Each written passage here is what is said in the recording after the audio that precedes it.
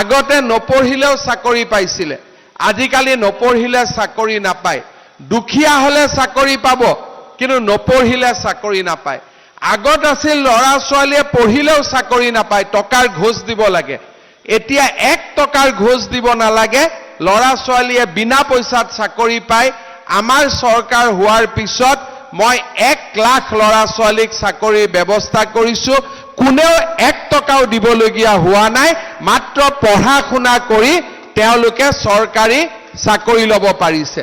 তাৰ মানে আজি দুখীয়া ঘৰৰ ল'ৰা ছোৱালীয়েও চৰকাৰী চাকৰি পাব পাৰে, দুখীয়া ঘৰৰ ল'ৰা ছোৱালীয়েও পঢ়া শুনা কৰি ডাঙৰ মানুহ হ'ব পাৰে। সেইখন অসম আজি আমি নিৰ্মাণ কৰিছো, আৰু তাৰ সুবিধা কোনে ল'ব লাগিব? আপোনালোকে ল'ব লাগিব। আগতে নপঢ়িলেও চাকৰি পাইছিলে, আজিকালি নপঢ়িলে চাকৰি নাপায়। দুখীয়া হলে চাকৰি পাব, কিন্তু নপঢ়িলে চাকৰি নাপায়। আগত আছিল ল'ৰা ছোৱালীয়ে পঢ়িলেও চাকৰি নাপায়, টকাৰ ঘোষ দিব লাগে। এতিয়া 1 টকাৰ ঘোষ দিব নালাগে, ল'ৰা ছোৱালীয়ে বিনা পইচাত চাকৰি পায়। আমাৰ চৰকাৰ হোৱাৰ পিছত মই 1 লাখ ল'ৰা ছোৱালীক চাকৰিৰ ব্যৱস্থা কৰিছো।